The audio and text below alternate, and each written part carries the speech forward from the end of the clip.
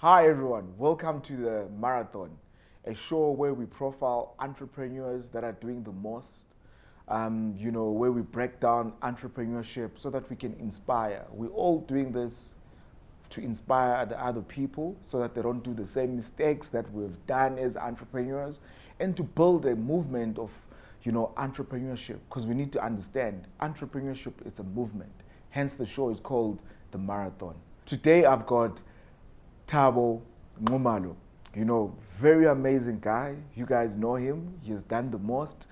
He's got a very, very interesting story, an entrepreneur who's breaking ground and, influencing entrepreneurship in a big way. Let's get it. Mr. Tops, how you doing? Hey man, good yourself? Good, bro. Man, you've got an interesting story, man, very interesting story. You're a true reflection of entrepreneurship, Yeah.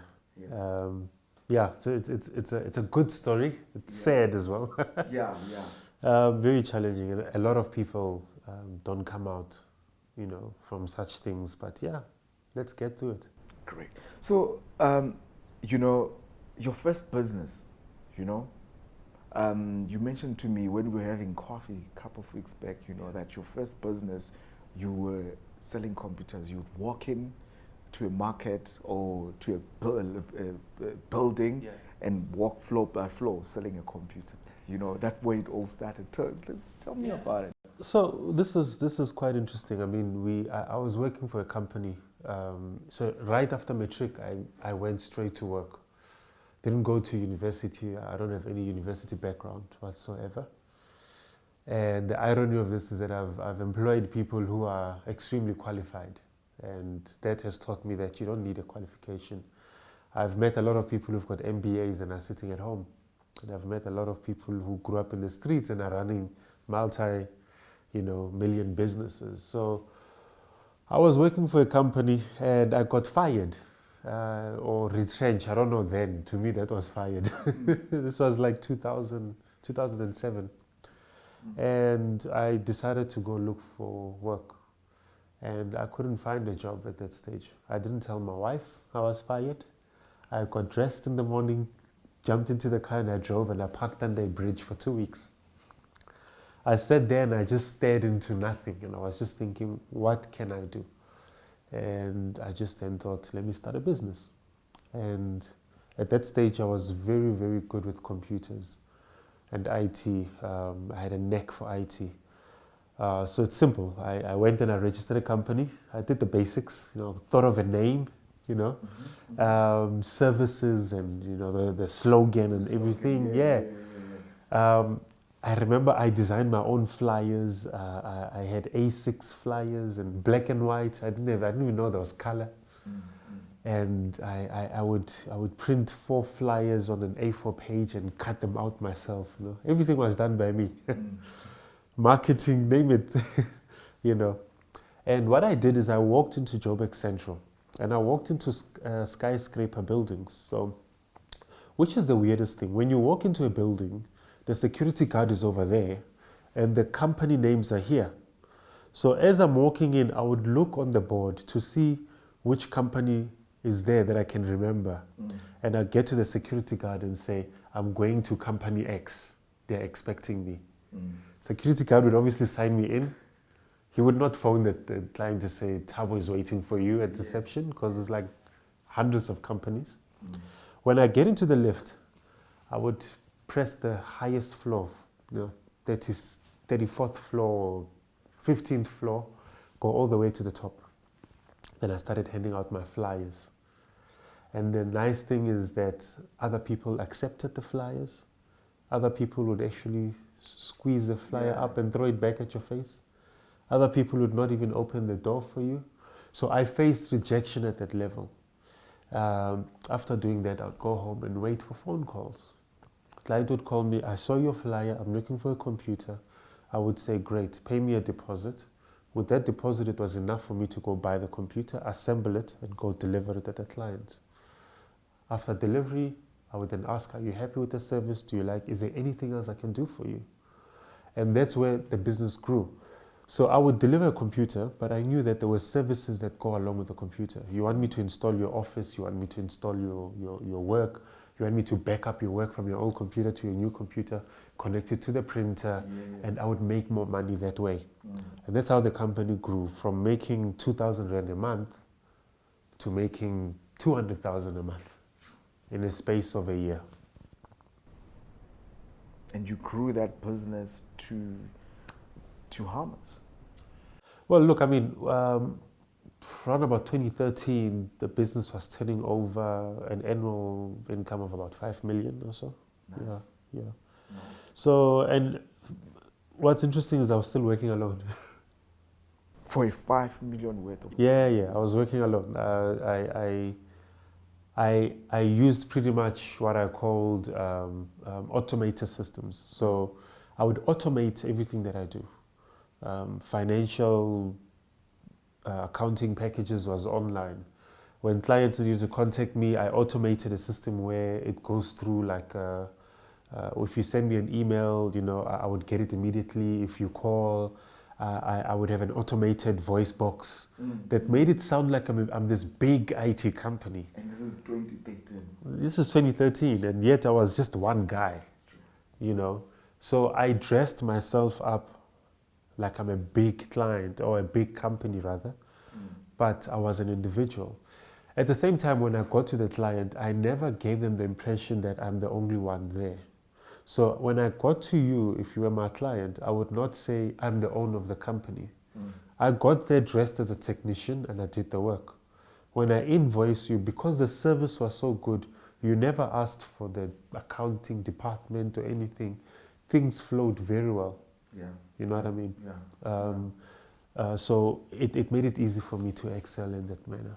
Nice. And your worst point at growing that business, you know, what was the worst point? Because, you know, entrepreneurship is never easy, you know. There's times where you think you've made it, and there's times where you realize, oh God, I'm just getting started, you know. And there's times where there's no even money to pay salaries, you know, especially when you're a service business, you know. And what's interesting about your business at that time, from 2013, you could tailor make it to have a unique offering, you know, which was quite interesting, you know. Yeah, I mean, I wouldn't say I had the worst point there. I mean, the worst point was literally when I started to grow bigger. You know, I had an appetite for more. So what actually happened is I then decided to move into office space. But during that time, I had enough money to dip my fingers in any other business. So I always had this concept of, I don't want to run one business. I can run multiple businesses that service each other, but that service the public.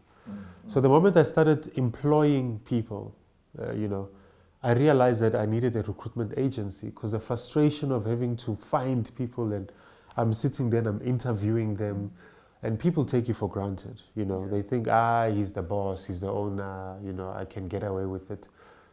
I then used a recruitment agency, but I realized that these guys were struggling.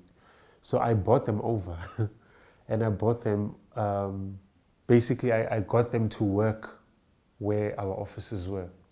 So what I did is I went into town, Joburg Central, Marshall Street, got a big office, and I absorbed the recruitment agency within the building.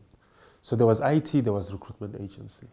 Okay, then there was logistics as well, because then there was delivering of computers and all of that stuff. Then there was a bookkeeping company that I bought as well. And because then I needed to start doing books, you know. I mean, you know, you start a business and you run, and even till today, there's a lot of entrepreneurs that are running businesses, but they don't have books. So they're not plugged into the grid, if I can call it that, you know, where the government can look at you and say, you are a reputable business within our country. And I felt at that stage it's important to start doing books and be legal and to do tax returns and comply. And I bought a bookkeeping company. So the idea was to have companies that coexist within the bigger structure, but at the same time they service clients outside of this bigger structure. E.g., if I needed books, Why go outside? I've got a bookkeeping company inside. They do books for free for the IT company. In return, the IT company will provide IT services to them. All right? But all of this is my company. Okay, I own these companies, but the model was it shouldn't be favor. There should be a paper trail. And I mean, even then, that was still my easiest moment. My difficult moment, it's a painful one. Yeah. So as the businesses went, the appetite to grow was there. The eagerness to grow bigger was there. I mean, with all those businesses, we're turning over about 2 to 3 million rand every 2 months. So it grew drastically, because what I would do, all the IT clients, we were offering bookkeeping. All the bookkeeping clients were offering IT. Immediately that tripled our income. Okay? That was not the issue. The issue started happening when you don't scrutinize contractual agreements.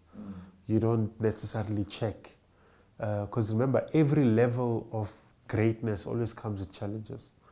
If you are not aware of what's happening, you really fall. And for me, that was my downfall. That was my hardest moment, if I had to answer your question. Because I usually say to people or to other entrepreneurs to say sometimes you must see who you go in business with.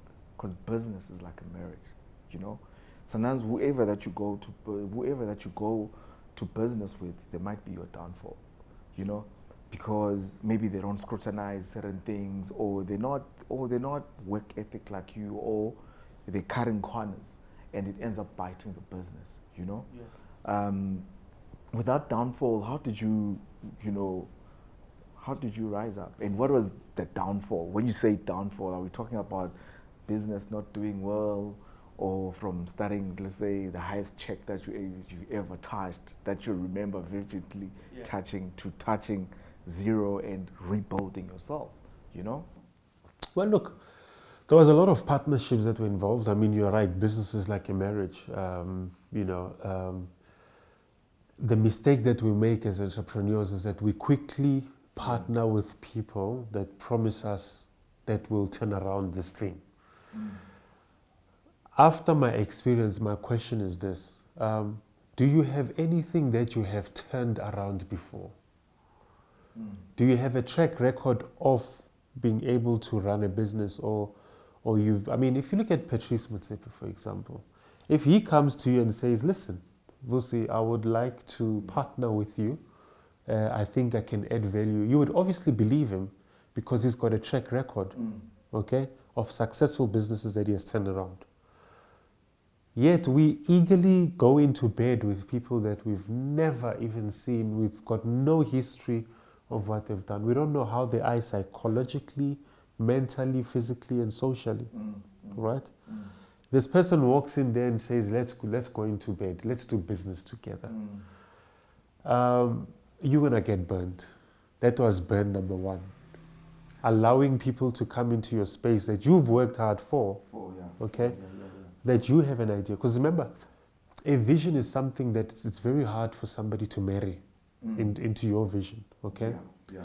And the mistake we make is we think a guy that comes nicely dressed, he understands your vision.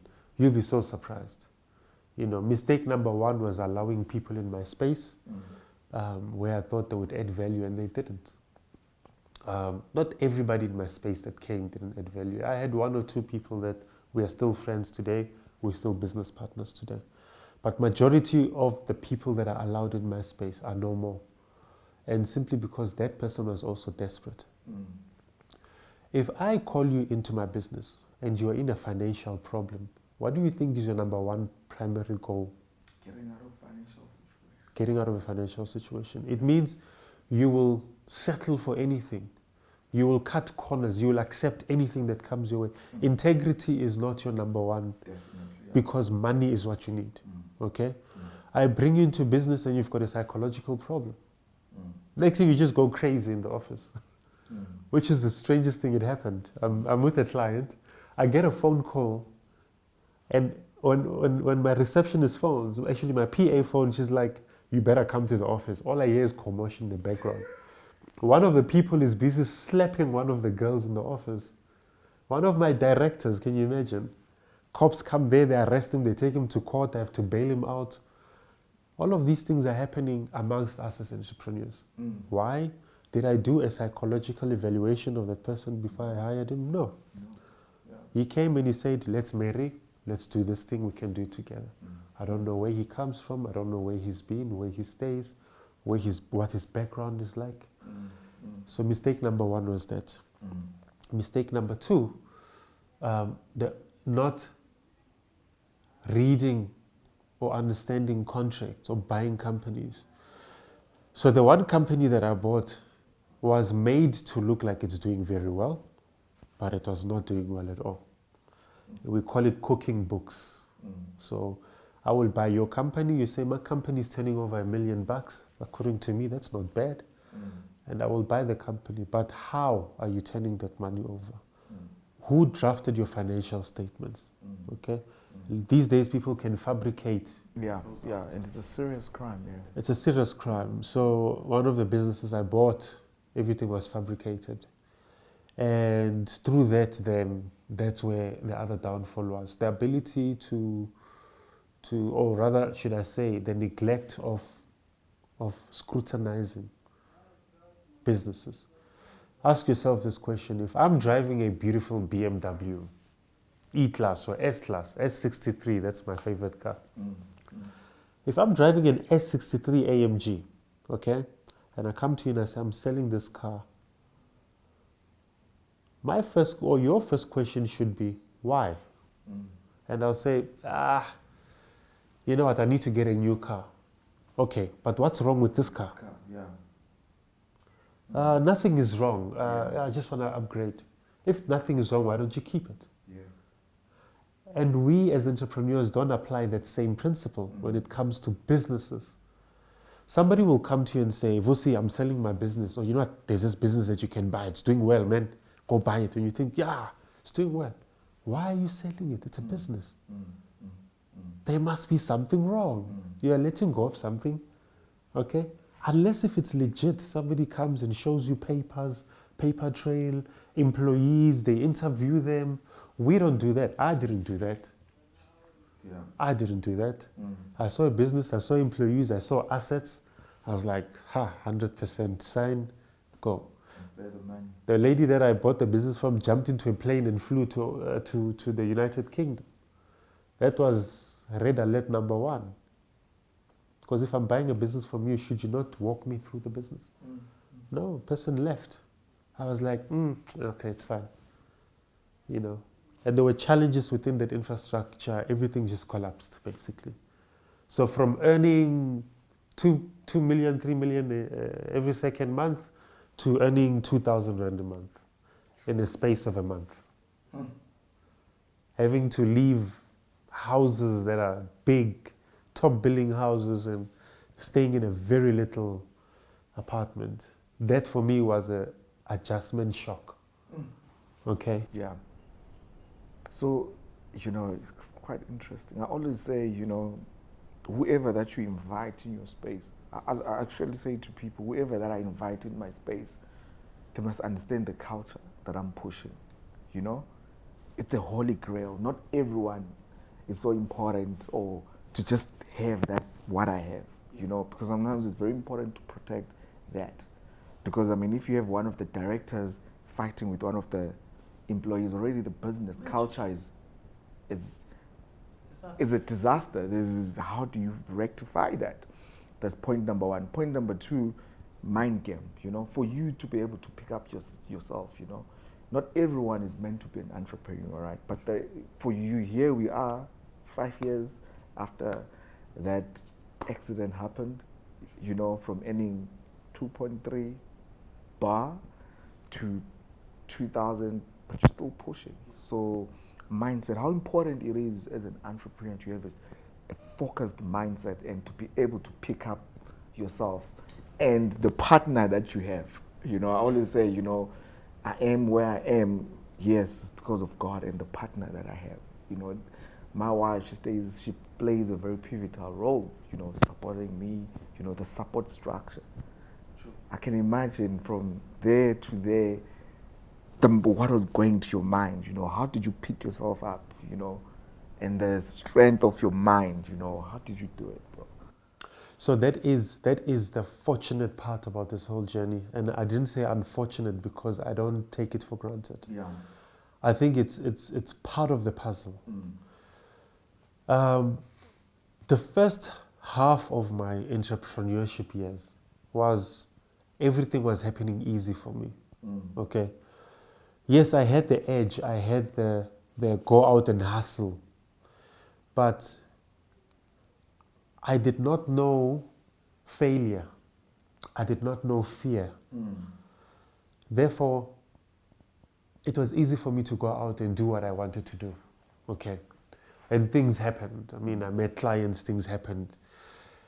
And the other thing which is quite important, which a lot of people don't talk about, is your name. Protecting your name. Because you must remember, when you fall out there, you're not falling alone. Yes. You are a public spectacle. People know you. People know you. When they wake up in the morning, you are in people's lips. Do you remember that Thabo? Oh, he's fallen now. Are you with me? Are you with me? Yeah. You lose a lot of trust. And when you lose trust, it's a problem. It's very hard for you to come back to the game. Yes, yeah.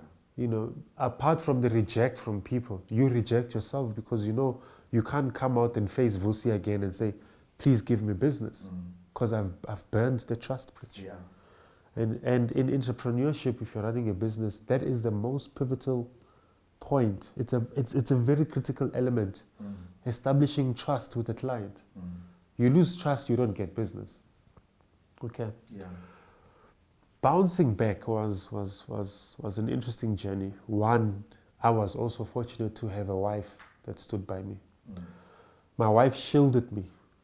And a lot of people, when they go into business and they are married, they first have to juggle the marriage, then they must juggle marriage and business. And sometimes, because you're a small guy, your wife is somehow involved in your business. Yeah. So now you must manage this relationship too. Now imagine falling and your wife is here. What I love about my wife is that she shielded me. What I mean by that is that she stood in the gap where I couldn't stand in the gap. She almost covered me to say, you know what, it's okay. Go into hiding, in a sense, and recover. I will protect you. I will cover you. I mean, she prayed for me. She made things look good. Good, yeah. Right? You need to understand, business has dropped.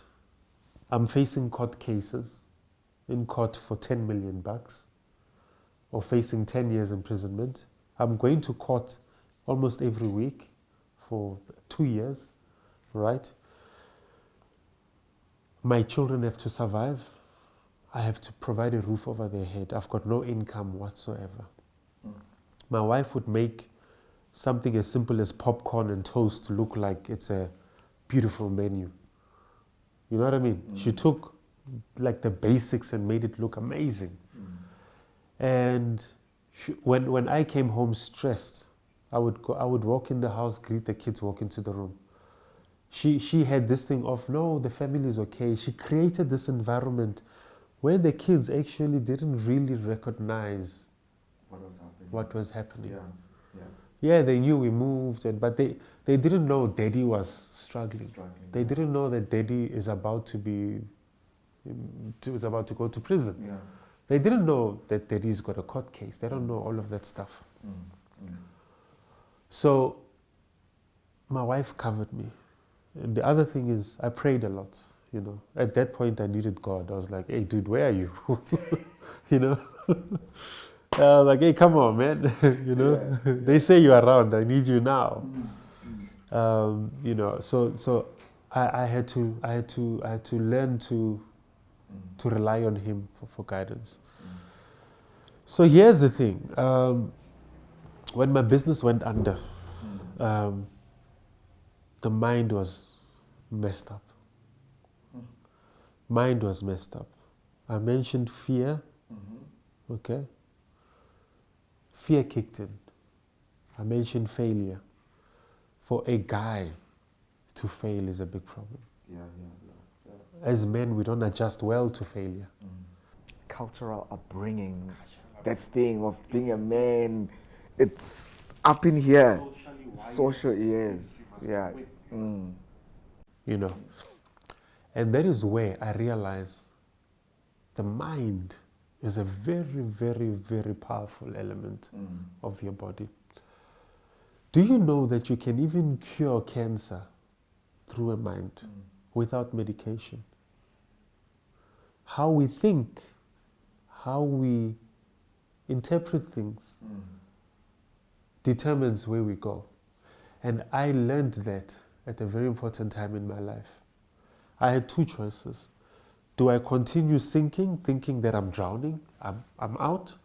Or do I change my mindset and think that I can make it through this thing? And that is where Dear Businessman was born. So Dear Businessman, this Thabo that you see, was not born prior when I was making a lot of money. This Thabo that you see was born in my downfall. I had to find my true self. Okay? I had to understand, who am I? The most important thing was I had to understand that this is part of the puzzle. When you jump into a car and you drive from Joburg to Durban, which I was there a few days ago, there is a very important place that everybody stops at. Montrose. Okay? People stop there to buy and all sorts of things. And then they proceed. That was my Montrose. Okay? Part of the journey, failure is there, whether you like it or not. Definitely. It's a process. It's part of the puzzle. And sometimes it's important to love the process. That's it. I had to tell myself, this is a process. How I come out of it will determine how strong I make it after this. So a lot of the times I come across people that fall, but they don't know how to get up because they're not told that that is part of the process. I'm not jinxing you and I'm saying, hey, Vusi, hey, next week you're going to fall, my friend. No, but each and every entrepreneur goes through something that they call a process themselves. And that for me, it was a process. Fear and failure. Look, having to make the same money again, it was impossible. I won't lie. It wasn't easy to wake up every day and go back and knock on the same doors. Having to start a new business altogether. Having to go back to the same people and saying, I'm sorry, I messed up. Having to pay back monies. Because remember now, I'm starting in a negative. I'm in a minus 2 million. And I've got no business. Kids must go to school. Wife must survive. I must be okay. Yeah. The question is, who is the greatest asset in all of this? You, the entrepreneur. The greatest investment and the greatest asset is you, the entrepreneur. Yeah. If you go down, your entire establishment goes down. Remember, we are not an APSA or a Transnet where it is now a massive organization. You know, people are just coming in as chairmen and CEOs, and no, we are talking entrepreneurs here. When Vusi goes down, your establishment goes down. It's no longer a business. Okay?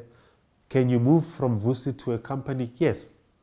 But right now, between now and that stage, it's a process. And there's just Vusi.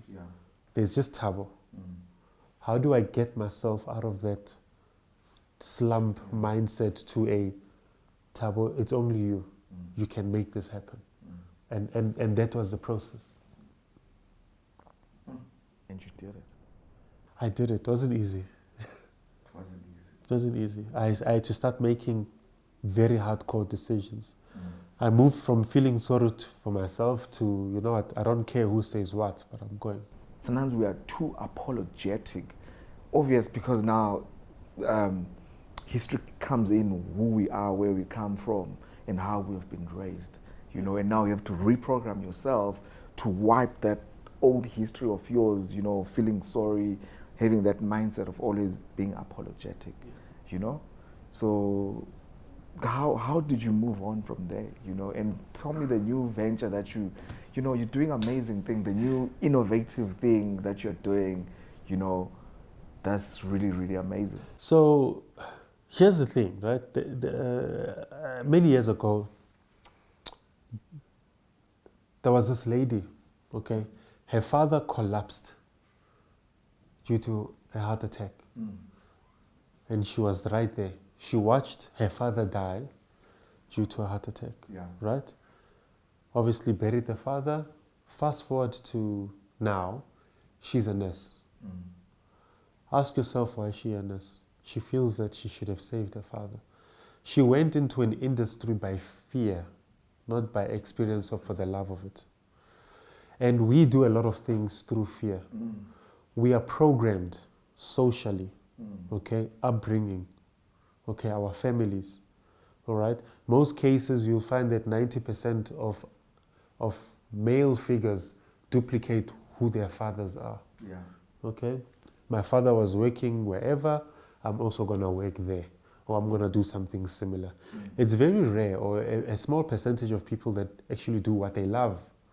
We usually do what we see, because we are programmed from birth. Okay, what we see, TV feeds us, family feeds us, everything, society feeds us, the social aspect of things, they feed us. In your brain, you build a database. A database that says, if I see something, I react to it based on what I have stored in my brain. In other words, we are programmed to fail. Society and TV programs us to fail. Okay? We don't program ourselves. And what I mean by that is, I have seen it, and because I'm talking from experience, when I moved away from certain environments and went to other environments and changed friends, things started happening for me. Why? Because I'm able to say I am broke, but not really. My brain goes to the database of what I've fed it. Okay? Simple example. You find a guy that says, I've lost my business, I've lost everything. I want to commit suicide. Why does he want to commit suicide? It's not based on what he lost. It's based on the database. His brain goes to an archive and it pulls out and it says, if you're thinking of giving up, suicide. But if that guy had fed himself with different things every single day, his brain would pull out something different. What am I trying to say? You can rewire yourself. Okay? I have seen it with myself, how you rewire yourself, it positions you in certain places that you don't necessarily belong there. But just by being there, you already look like you're a millionaire. You attract money. Okay? I always say to people, money is some sort of an energy. You are an energy. If you walk out of here with this, I'm broke, man. Yes, like I don't know what's gonna happen today. You know, hey, that client disappointed me. I don't know what I'm going to do. You've already attracted a negative vibe. You get into the car, somebody cuts you off, and you're like, you hoot, and then you swear, and then you're already in this negative space. Therefore, you are not expecting anything good out of your day. But if you wake up in the morning and say, today is going to be great. I think I'm going to make about 5 grand today. So it's a wonderful day. You're already in a positive space. Whatever you do, you attract positivity. That also helps with where you go. Okay? I've seen it many times. Friends of mine that say, I want to be a millionaire. I say, oh, that's wonderful.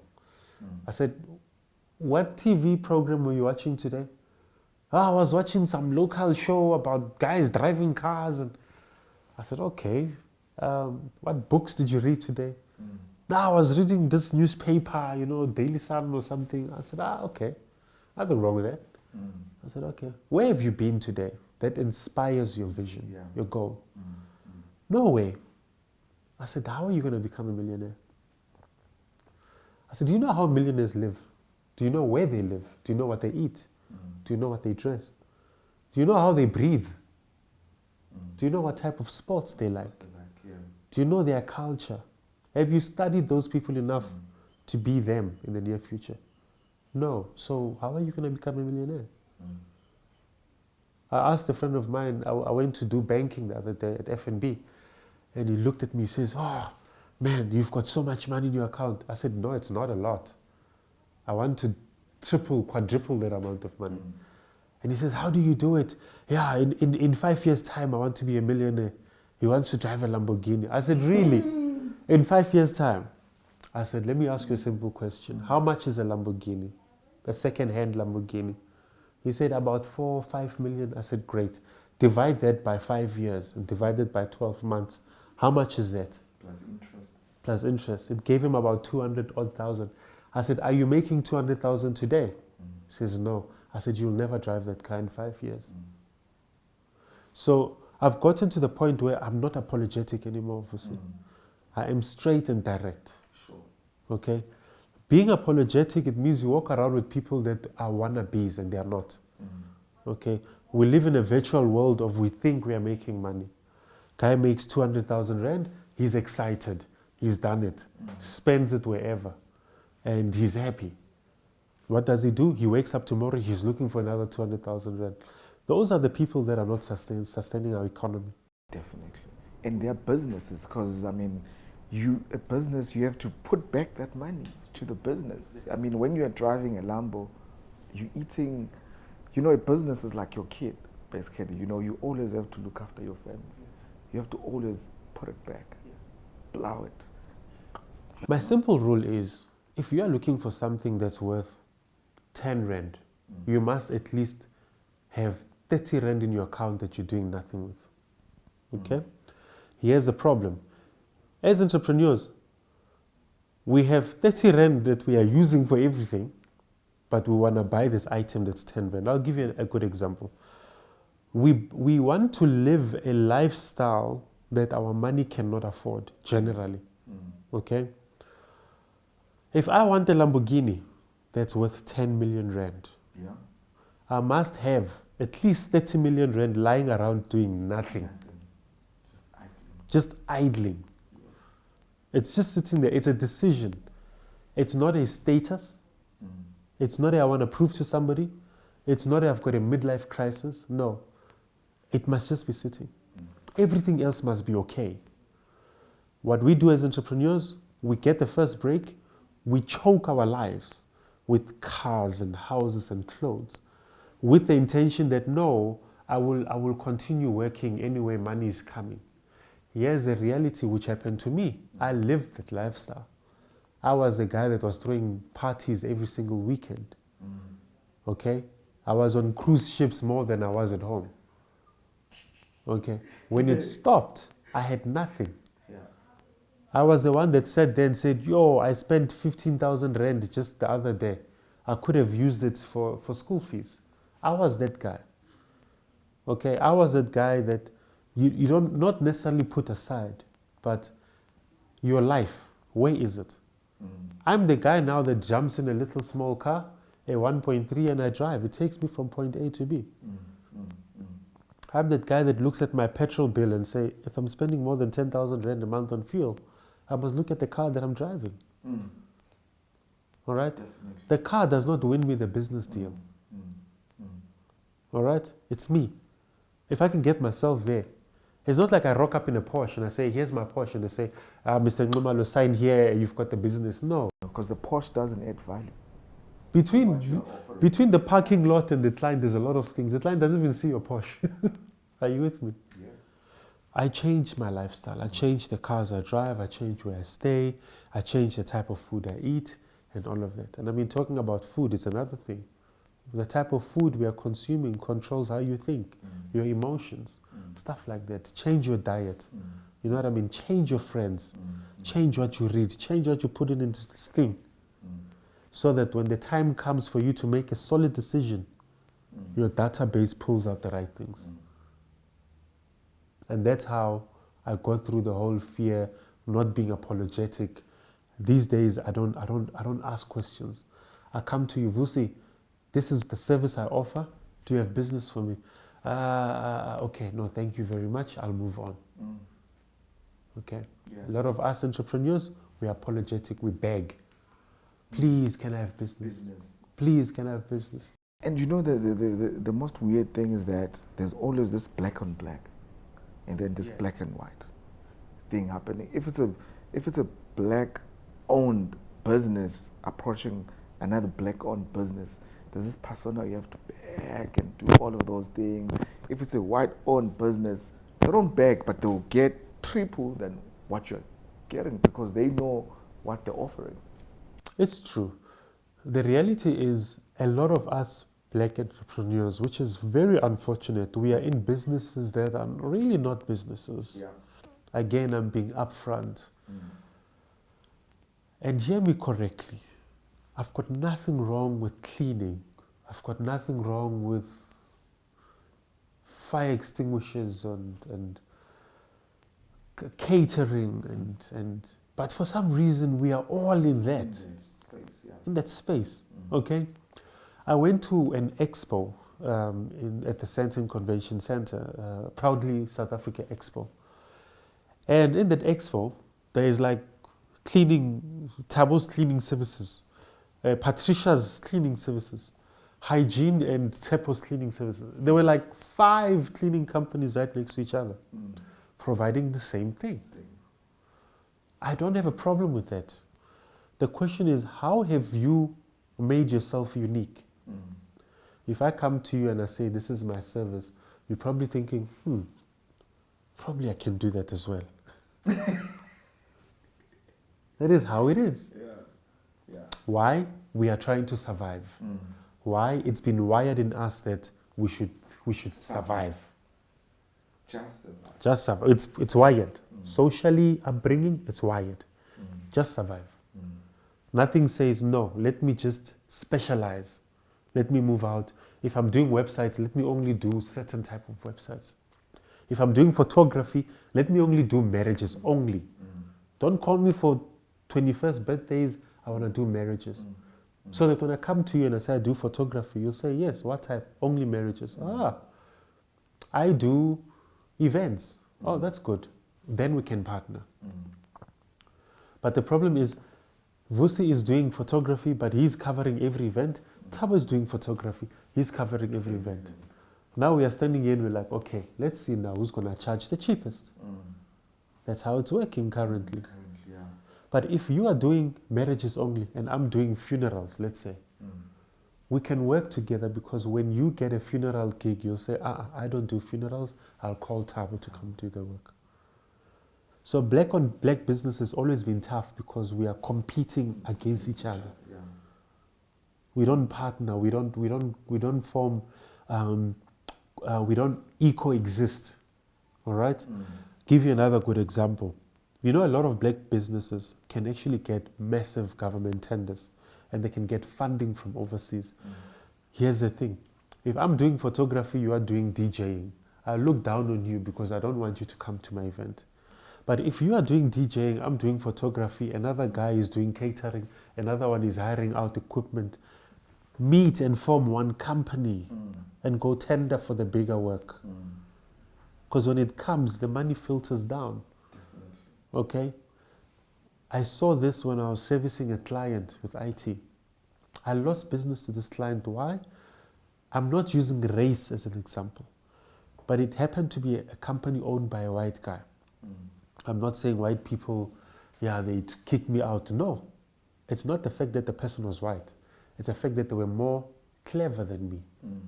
What this guy did was he said, no, I will give you all the services for a fixed fee every month. I was like, how does this man give all the services when I'm here? He came in as one company. He said, I will give you IT, I'll give you printers, I'll give you antivirus, I'll give you support, I'll give you offsite backup under one subscription every month. The client says, hands down, Thabo, sorry, we can't give you business. I lost that business.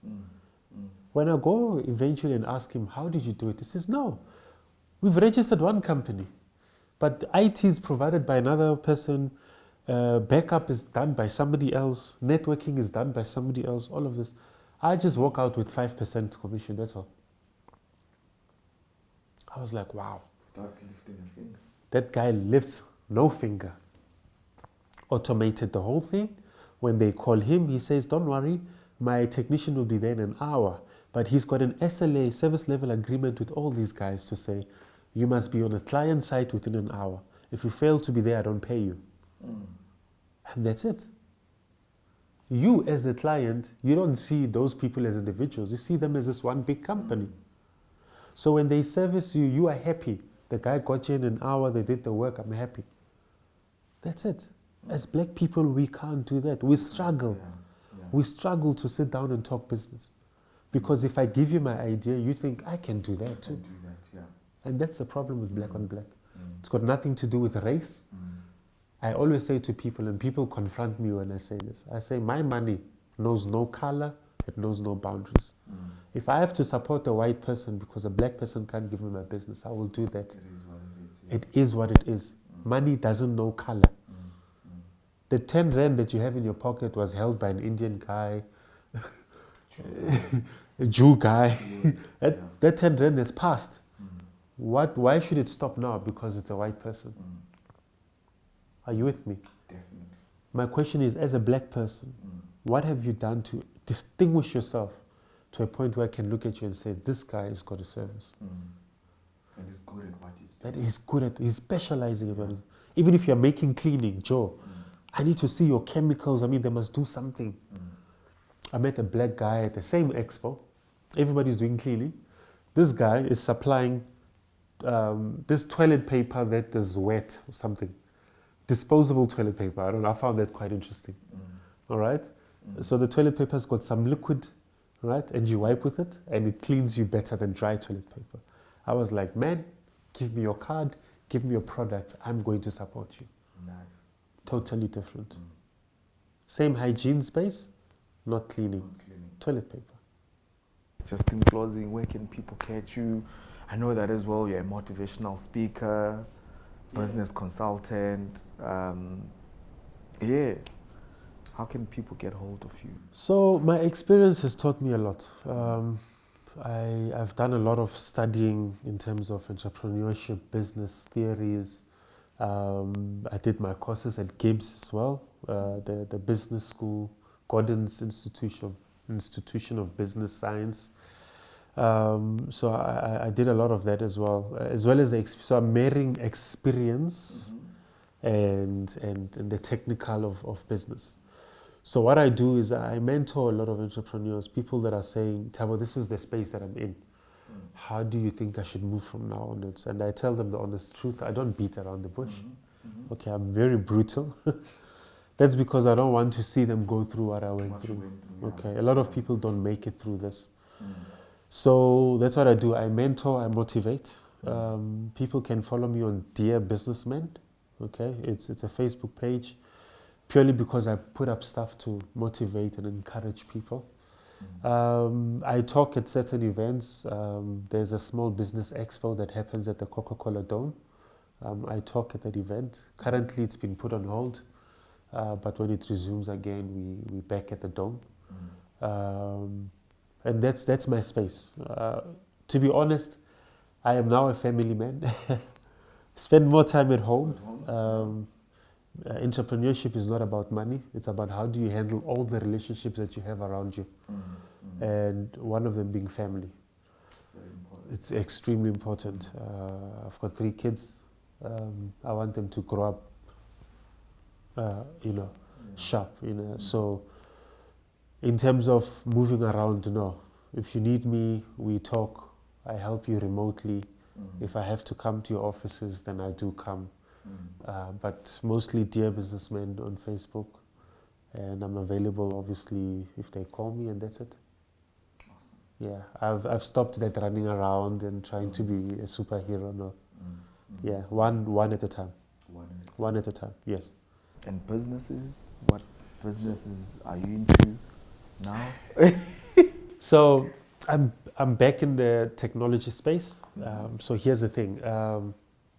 If you're not in the internet space, if you're not in the digital space, in this era, you're losing it. And that's where most of the money is. With internet business, you can convert a lot of numbers. Definitely. At a very short space of time. you can scale up quickly. Okay, you can deploy a lot of things quickly.